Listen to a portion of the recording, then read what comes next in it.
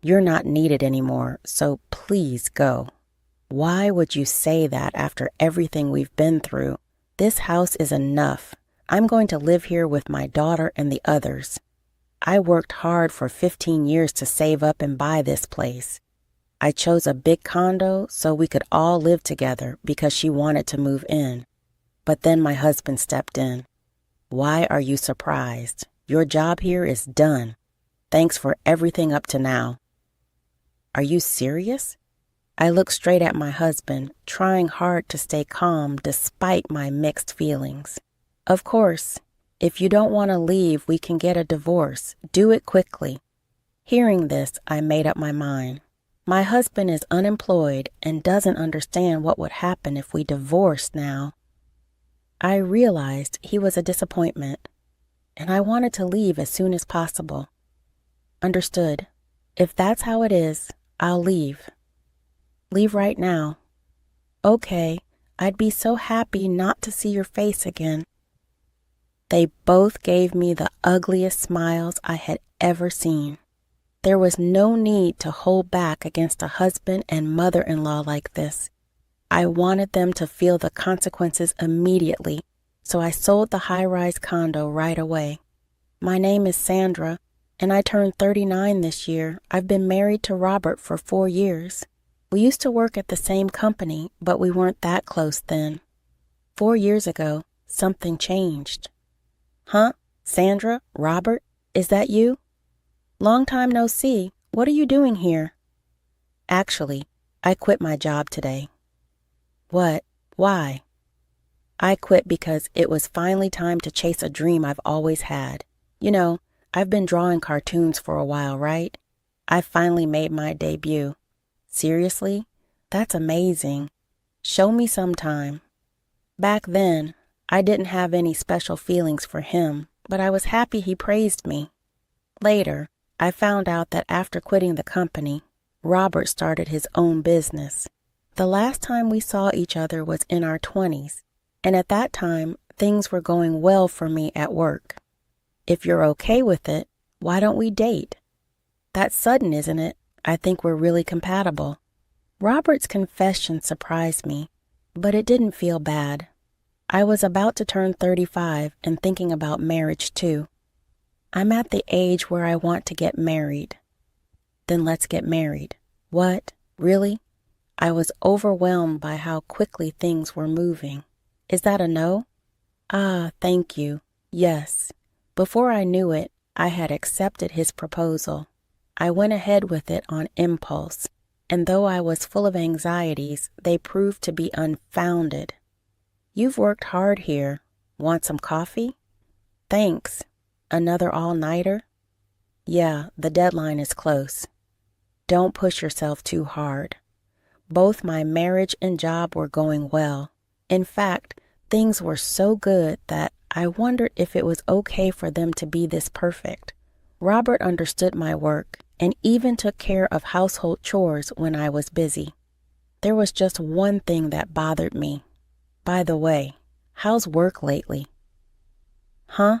Oh, it's fine. I had some free time recently. Why? You've been coming home early and doing all the housework. I'm just doing it because I like to. Don't worry about it. Okay. We used to talk about work a lot, but for the last few weeks, he hadn't mentioned anything about his job. I believed him when he said everything was okay and didn't ask more questions. Looking back, that might have been a mistake. Before I knew it, nearly 4 years had passed. My job was going well, and there was even talk of turning my work into comics and animations. Then I started wanting to have our own home. I've been thinking about getting our own place. What do you think? A house? That sounds great. Oh, but is something wrong? Robert looked down with a regretful expression. I prepared myself, sensing something unpleasant was coming. I know this is sudden, but is there any way my mom could live with us? What? Your mother? She's alone now, and I'm a bit worried about her. Since losing my father-in-law 2 years ago, My mother-in-law seemed to have lost her spirit. It felt like there was a big hole in her heart. I was indeed worried about leaving her alone from now on. Okay, but it will take time to build a house. Maybe a condo would be better. Thank you. Just agreeing to live with her is enough for me. You can decide the rest. Then that's what we'll do. So, in between work, I visited various condos. Since we were going to live together, I wanted something spacious and comfortable. I had savings from 15 years of frugal living. A month after starting the search for a condo, I signed the contract. Signed the contract today. Really? What kind is it? This one. I showed my husband the brochure for the condo I had chosen. I was confident he would be pleased. Is this a high-rise luxury condo? Yes, it is. I thought we might as well. He probably didn't expect me to choose a high-rise. Although surprised, his eyes sparkled like a child who had just received a new toy. Mom will definitely be happy with this. I hope so. With this, a new life, including my mother-in-law, was about to begin. Filled with a little anxiety and great anticipation, however, I would soon realize that it was a mistake. As soon as we started living with her, Sandra, thanks for letting me stay here. This place is amazing. Oh, it's no big deal. I just did what anyone would do.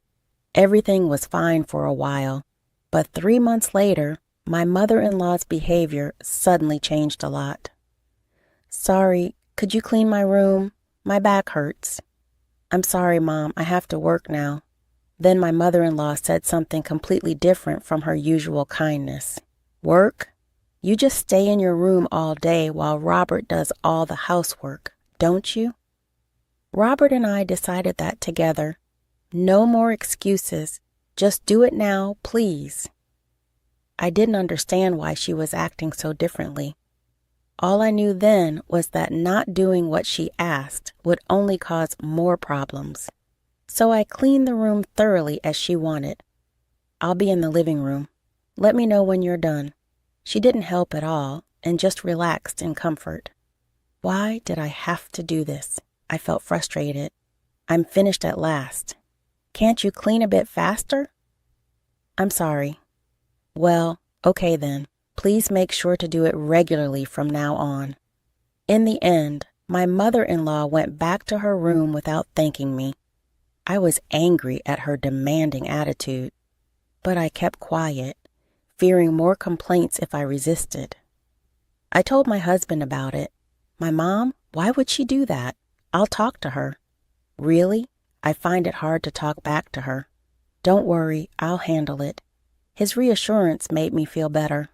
True enough. From the next day onwards, my mother-in-law stopped being so harsh with me. I thought I could now concentrate on work as usual until a week later when I returned home from a meeting. I'm back. When I walked in, I noticed unfamiliar shoes by the door. As I approached the living room, I overheard voices. Hey, where's Sandra today? Oh, she's at a meeting. It's amazing, though. She's become a successful cartoon artist at her age. Yeah, it's impressive. Why do you sound so proud? It was Robert's sister, Christina, who was visiting. Just as I was about to enter the room, I heard more of their conversation. By the way, Mom, you've been quieter lately. Oh, yes, it's more amusing to knock her down when she feels secure, isn't it? And Robert, you agree, right? Well, if she can't work anymore, it would be a problem, right? Sandra is the one bringing in money for us after all. I stood there, stunned not only by what was said, but by the realization that my husband and mother-in-law were plotting something together. From then on, life became unbearable. Did you discuss that thing about work? I didn't think it needed to be brought up. You always do this. What? What are you talking about? Christina asked innocently, clearly unaware of the conversation's subject. I was also clueless and eager to hear Robert's explanation. Well, it couldn't be helped. Actually, the company I was running went bankrupt shortly after we got married. What? You never mentioned that. That's terrible, Christina exclaimed. I've been through a lot, but I was lucky. I never expected that when I suggested living with Mom, Sandra would opt for such an upscale condo. When Robert admitted this to me instead of surprise, I felt a surge of anger because I realized I had been deceived. Knowing he had hidden this and acted normal made me feel sick to my stomach. At that moment, I regretted everything deeply.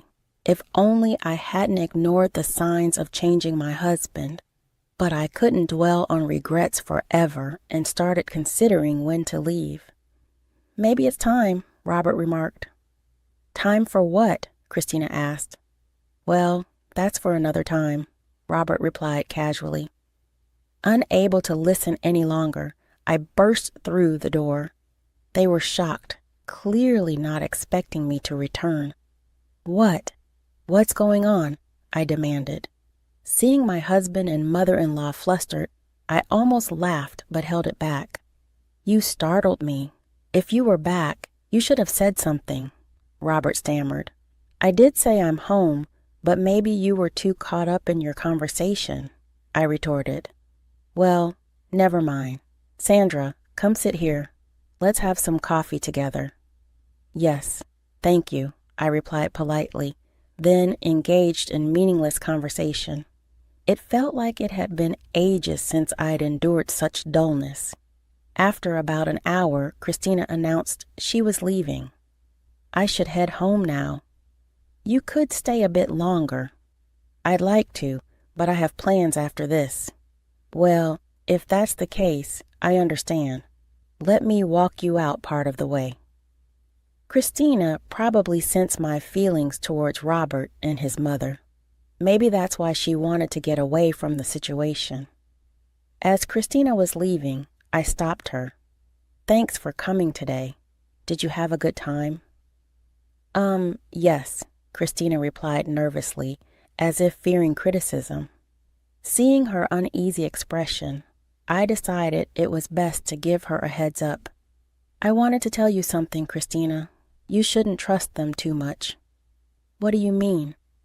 About what we talked about earlier.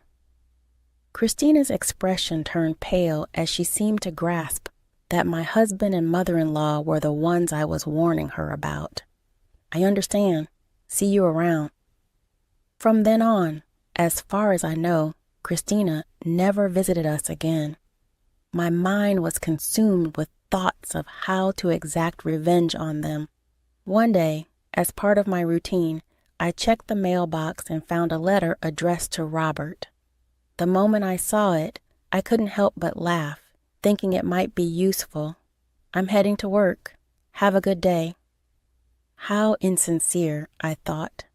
Curious about where he was really going, I decided to follow him.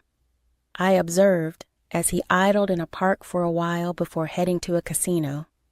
I took photos to have evidence for later use. He was unemployed and yet engaged in activities like this. Who made this awful meal? My mother-in-law's criticism had started again, likely sparked by our earlier conversation. I had been pondering ways to retaliate against her. I made it. Since Robert doesn't cook and no one else could have, it had to be me. How dare you serve something like this? You didn't put poison in it, did you? Clean this up. Her words were harsh, almost refreshing. I was angry, but that wasn't my main concern. Unable to come up with a plan on my own, I decided to call my mother. I was nervous about her reaction, but getting back at my husband and mother-in-law was more important. Hello, Mom. You sound upset. What's wrong?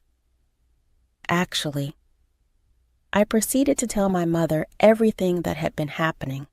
I had expected her to be critical, but instead she was sympathetic. So that's what's been going on. You've been through a lot. Her words brought tears to my eyes. But what should I do now? From what you've told me, the condo is in your name, right? Yes, and it seems they both like living there. Why not just sell it? Sell it? The idea hadn't occurred to me. My mother's suggestion struck a chord. I started imagining how my husband and mother-in-law would react to losing their home. Life would certainly become challenging for my unemployed husband and mother-in-law. It's actually a good idea, isn't it? It sure is, but it's amazing how you can say that with a laugh. Well, it's your decision, Sandra. Just know that we're here for you. Yeah, hearing you say that gives me more strength. Feel free to reach out anytime. I couldn't stop thinking about my mother's advice. One evening after dinner and cleaning up, Robert said he needed to talk. Following his instructions, I sat down on the sofa where both Robert and my mother-in-law were smirking. I had a sinking feeling about this. So what's this talk about? I asked cautiously. My mother-in-law began, "You're no longer needed here, so please leave." Why would you say that after everything? This house is... She interrupted me sharply, ignoring my frustration. Enough. I'm going to live here with Christina and the others. Why with Christina and the others? I asked, recalling the conversation they had at home that day. It seemed this was the plan they had made. Robert then added, "Why the surprised look? Your role here is finished. Thanks for everything up to now." Are you serious? I stared directly at him, my emotions overwhelming me. Fine. If you want me to leave, we can get divorced. Let's get it over with. Upon hearing my words, I made my decision. Robert, being unemployed, seemed oblivious to the consequences of divorce. What a disappointment. I wanted to leave that place as soon as possible, and I had prepared for this moment. Fine. If that's how it is, I'll leave. Leave right now. Fine. I'd be thrilled not to see your face again, Robert sneered. They both wore the most sinister smiles I had ever seen. There was no reason to hold back anymore against such a husband and mother-in-law. I wanted to make them feel the consequences right away. Packing only the essentials, I walked out of the house. They watched me leave, but I felt no sadness or regret. Since we're getting divorced anyway, you handle the divorce papers. I'm not worried about this condo. You can take care of it, I said calmly. Without waiting for a response, I walked away without looking back. They could say whatever they wanted. For now, I decided to return to my parents' home. I'm on my way home. So you've made your decision? Yes, I might be a bit of a burden for a while. Your father and I are here for you. Take your time coming back. At home, my parents welcomed me with unchanged warmth. Seeing their faces, I felt a profound sense of relief. Welcome back. I'm home. It's been a while since you've been here. Take it easy today. Thank you. That night, I slept peacefully for the first time in a long while. The next day, I wasted no time. I prepared the divorce papers and headed straight to the real estate agent. It was better to sell the condo than to leave it for my husband and mother-in-law, who had no income and would struggle without a home. This condo is in demand. We should find a buyer quickly. That's good to hear. Please take care of it. Consider it done. A month later, the real estate agent informed me that a buyer was interested in the condo. My ex-husband and mother-in-law were still living there, and during that month, I had successfully finalized the divorce. They were now strangers to me, and I eagerly anticipated meeting these two oblivious individuals. The potential buyer wants to view the property soon. Got it. Can I be there for the showing? That would be very helpful. Please join us. The day of the showing finally arrived. As I opened the front door, Robert burst out, "Hey, who let you in? Who are you people?" Apparently he hadn't recognized me, so I stepped forward. "Long time no see, huh? Why are you here?" Funny you should ask after all. This condo is in my name. What? It seemed he hadn't understood the situation yet. Don't you get it? It means this place isn't yours to claim. That can't be true, he stammered. Then my mother-in-law appeared, which I thought was perfect timing.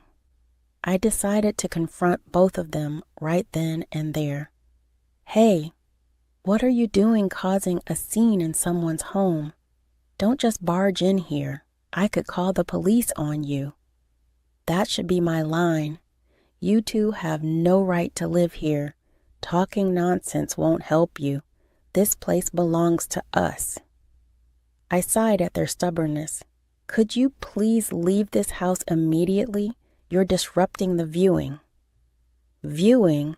Why would there be a viewing? Because I've put this condo up for sale. Like I said, I bought this place, so I own it. Robert seemed too furious to comprehend. Even if what you're saying is true, where are we supposed to live? Why don't you go back to your parents' house? We tore down that old house. Oh, that's unfortunate. Stop joking. Robert tried to grab me. Fortunately, I dodged quickly, and he stumbled and fell dramatically. Everyone except my mother-in-law burst into laughter at his fall. "If you don't want me to call the police for trespassing, please leave. You're in the way." I looked down at him as I spoke. When I saw his face, he looked like he was on the verge of tears, finally understanding the situation. He then knelt down and begged, but nothing he could do would change my mind. "We were wrong. Please forgive us. Mom, apologize to her too." "Why should I? Apologizing won't change anything now. Can you just disappear from my sight? I won't ask again." With that, Robert, dragging his mother by the hand, fled like a defeated animal. Watching them leave like that brought an unexpected sense of relief. The viewing proceeded smoothly and the sale was finalized.